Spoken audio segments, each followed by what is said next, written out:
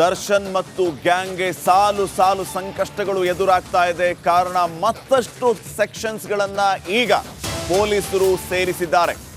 IPC ಸೆಕ್ಷನ್ಗಳ ಸಂಕಷ್ಟ ಈಗ ದರ್ಶನ್ಗೆ ಹೆಚ್ಚುವರಿಯಾಗಿ ಬರೋಬ್ಬರಿ 8 ಸೆಕ್ಷನ್ಗಳನ್ನ ಸೇರ್ಪಡೆ ಮಾಡಲಾಗಿದೆ.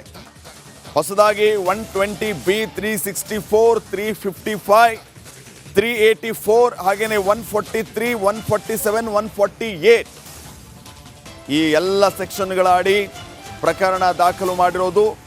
ಅಲ್ಲಿಗೆ ಕಾನೂನು ಕುಣಿಕೆ ಮತ್ತಷ್ಟು ಬಿಗಿ ಆಗ್ತಾ ಇದೆ. ಈ ರೀತಿ ವಿಕೃತವಾಗಿ ಹಲ್ಲೆಯನ್ನ ನಡೆಸಿರೋದು, ಈ ರೀತಿ ಚಿತ್ರಹಿಂಸೆಯನ್ನ ಕೊಟ್ಟಿರುವ ವಿಚಾರಕ್ಕೆ ಸಂಬಂಧಿಸಿದಂತೆ ಇನ್ನಷ್ಟು ಸೆಕ್ಷನ್ಸ್ಗಳನ್ನ ಈಗ ಆಡ್ ಮಾಡಲಾಗಿದೆ. ಬರೋಬ್ಬರಿ 8 ಸೆಕ್ಷನ್ಗಳನ್ನ ಪೊಲೀಸರು ಸೇರಿಸಿದ್ದಾರೆ. ಅಲ್ಲಿಗೆ ನೋಡಿ ಯಾವ್ಯಾವ ಸೆಕ್ಷನ್ ಏನೇನು ಹೇಳುತ್ತೆ. 148 ಮಾರಣಾಂತಿಕವಾಗಿ ಆಯುಧಗಳಿಂದ ಹಲ್ಲೆ ಮಾಡೋದು, 201 ಸಾಕ್ಷ್ಯನಾಶ, 364 ಕಿಡ್ನ್ಯಾಪ್, 384, 355 ಕ್ರಿಮಿನಲ್ ಬಲ ಪ್ರಯೋಗ. ಸೊ ಈ ರೀತಿ ಸೆಕ್ಷನ್ಗಳನ್ನ ಹೇರಲಾಗಿದೆ. 148 ಸೆಕ್ಷನ್ ಪ್ರಕಾರ ಮಾರಕ ಆಯುಧಗಳ ಬಳಕೆಯನ್ನ ಮಾಡಿ ಹಲ್ಲೆ ಮಾಡೋದು, 120B ಅಪರಾಧಿಕ ಒಳಸಂಚನ್ನ ನಡೆಸೋದು, ಇದರ ಜೊತೆಗೆ 143 ಕಾನೂನು ಬಾಹಿರ ಸಭೆಯನ್ನ ನಡೆಸೋದು, 147 ಗಲಭೆಗೆ ಕಾರಣೀಕರ್ತರಾಗೋದು, ಹಲ್ಲೆಯನ್ನ ನಡೆಸೋದು, 148 ಮಾರಣಾಂತಿಕ ಆಯುಧಗಳಿಂದ ಹಲ್ಲೆಯನ್ನ ಮಾಡೋದು. ಈ ಎಲ್ಲ ಸೆಕ್ಷನ್ಸ್ಗಳನ್ನ ಈಗ ಸೇರಿಸಲಾಗಿದೆ.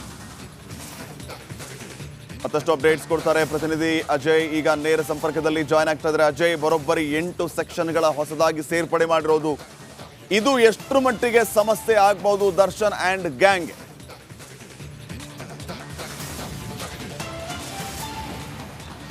ಖಂಡಿತವಾಗ್ಲೂ ಶ್ರೀಪಾದ್, ಏನಂತಂದ್ರೆ ಈಗಾಗಲೇ ಏನು ಕೊಲೆ ನಡೆದಂತ ಸಂದರ್ಭದಲ್ಲಿ ಕೇವಲ 2 FIR ಅನ್ನ ರಿಜಿಸ್ಟರ್ ಮಾಡಲಾಗತ್ತೆ. ನಡಿ ಈಗ ಶುರು ಮಾಡೋಣ. ಕೇಸರಿಯಿಂದ ಮನೋಲ್ಲಾಸ ಮನಸ್ಸು ಮತ್ತೇರಿ ಕುಣಿದಾಡಿದೆ ನೋಡು, ಮನಸ್ಸು ಮತ್ತೇರಿ ಕುಣಿದಾಡಿದೆ ನೋಡು. ಕ್ಷಣ ಕ್ಷಣವೂ ಆಚರಿಸಿ ಕೇಸರಿ ಹಬ್ಬ.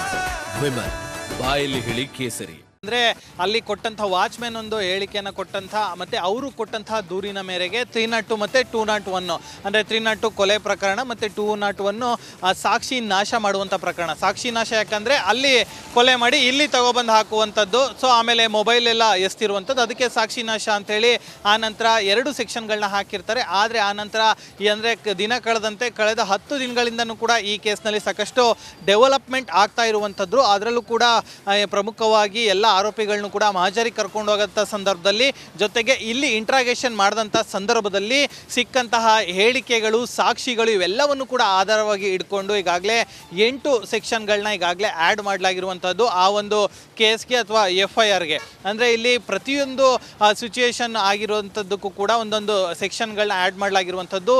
ಏನು ಕೊಲೆ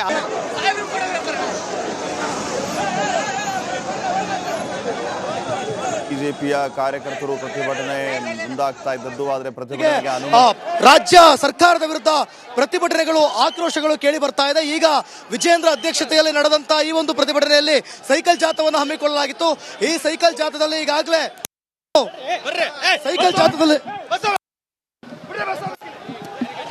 ಸೈಕಲ್ ಜಾಥಾವನ್ನ ಹಮ್ಮಿಕೊಳ್ಳಲಾಗಿತ್ತು. ಈಗ ಅವರನ್ನ ವಶಪಡಿಸಿಕೊಂಡು ಕರೆದುಕೊಂಡು ಹೋಗಲಾಗ್ತಾ ಇದೆ.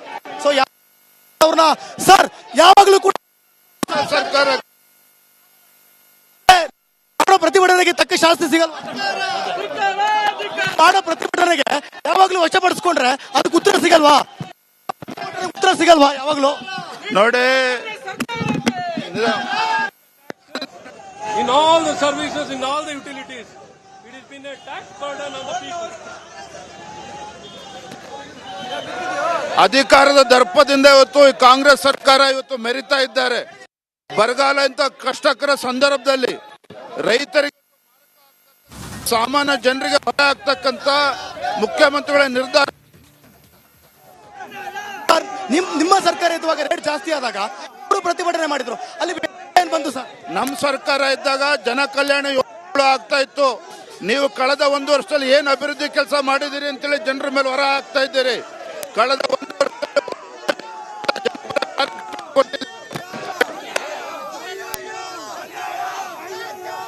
ಇದ್ದೀರಿ? ಅಬ್ಕಾರಿ ಮೇಲೆ ದರ ಜಾಸ್ತಿ ಅಭಿವೃದ್ಧಿ ಕೆಲಸ ಏನ್ ಮಾಡ್ತಾ ಇದ್ದೀರಿ? ಯಾತಕ್ಕೋಸ್ಕರ ನೀವು ಹಣ ಇವತ್ತು ಹೆಚ್ಚು ಮಾಡ್ತಾ ಇದ್ದೀರಿ?